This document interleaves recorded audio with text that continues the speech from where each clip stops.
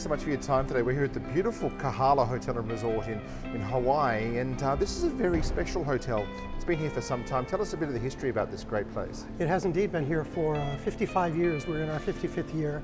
The hotel debuted in 1964, and it was a very, very exciting project at the time. As a matter of fact, it was suggested that the Kahala Hotel in 63-64 was one of the most expensive hotel development projects in the U.S. for a whopping $11 million. So, but in its life, it's been here on this beach. This is the Waialae Kahala district. It was a little bit controversial because there were farms here in the past, and to erect a 10-story, 336-room property in what was previously kind of a residential and so forth district, it took a little bit of pushing, but Conrad Hilton and some local developers managed to get it together and have it permitted, and it was built. And for the first few years of its life, it was part of Hilton International and the famous Kahala Hilton. And then over the years, it flew a couple of different flags. It was a Mandarin Oriental for a period of its life. And lately, our owners have had the hotel as an independent luxury property for the last 5 years. And there's not that many independent luxury hotels in Hawaii generally, are there? No, there aren't. There are a few, but this was one of the first and is considered one of the grand dames of Hawaii. Yeah, and it's very special here. You really feel like you're on another island when you come down here, even though you're only 10 minutes from Waikiki. Absolutely. There's this barrier we call Diamond Head, and on the other side of Diamond Head is all of the wonderful energy that is Waikiki, but we are close enough to get into that energy, and you're also close enough to come back to the quiet side of Diamond Head.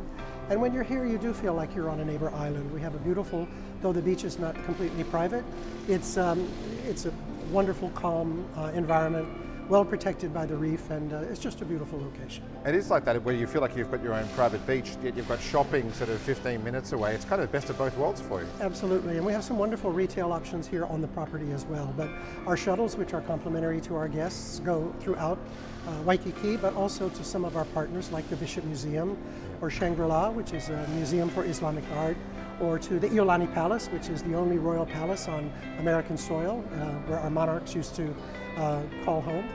And so we're out here in this kind of relaxed, less energetic environment, but close enough to all of the attractions to really enjoy them. And if you look at sort of what you're doing at the hotel at the moment, there's a big focus on sustainability and culture at the moment, isn't there, through a new program you have?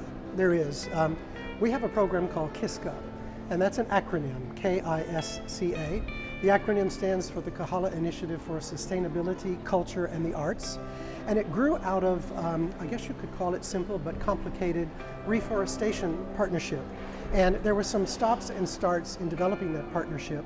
And in the meantime, we realized we have a lot more potential around the cultural and artistic aspect blended with sustainability. So you can plant trees, or you can visit museums, or you can get involved with some of the local cultural activities. And we have a cultural liaison in residence here who can help our guests understand the significance of this place, which is very, very important in Hawaiian history.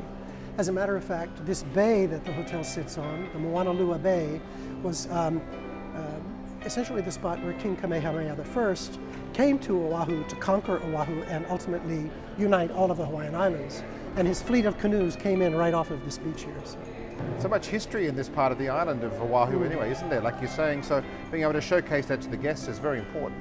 It is, and we love to share the special nature of this location with our visitors. Our biggest markets at this time are the U.S. mainland, specifically the West Coast.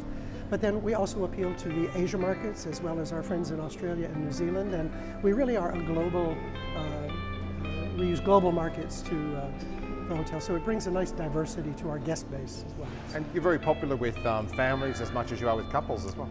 We are. We actually have a wonderful dolphin experience. There are 6 of them. The oldest is Lono, he's 35, and the youngest is Hua, who is 9. He's very rascal. He's named Hua because he was born on Easter, and that's the Hawaiian word for egg. So we actually have these encounters where you can get in the water. But the most important thing about our dolphin experience is the wonderful research that is done there by this great team that cares so well for those animals. That's obviously something very important in giving back, and also people learning a lot more, isn't it, about the environment and about the oceans and whatnot around The health here. of our oceans and marine mammals. To give you an example, we had a group of researchers in recently, and you know, on the heels of the explosion of the Deep Horizon wells in the Gulf of Mexico, the respiratory health of dolphins in the wild has been in jeopardy. So these researchers came here to use these healthy dolphins as a baseline, and that kind of research gets done here. We also have some fish and some turtles. We have 2 endangered Hawaiian green sea turtles that were born at Sea Life Park on Oahu. They're transitioning with us, and they're almost at the right weight of about 100 pounds each, and we will release them into the ocean, and then we will transition some more. So a lot of really, really great things get done there. Yeah. Funny thing too is we have puffer fish, his name is Manja, and we have a tilapia named Pete. But Manja has a Facebook or social media following of over 100,000 followers, and he's a fish. Yeah, wonderful. So yeah, it's very interesting. If you look at the property as well, you've got some great oceanfront rooms here, don't you? It's We a do. very wonderful part of the island where you can literally be almost on the beach. About 50% of our inventory is ocean facing, and the ones that are not ocean facing are over a PGA Championship golf course at the Waialae Country Club, where the Sony Open is played every year in January. And then in the evening you have beautiful views of the ridges and the lights of the homes and all that are on the ridges. So in my opinion, there's not really a bad view plane in the property. Do you have a favorite room in the property that you'd recommend that people try and book out? I love our presidential suite.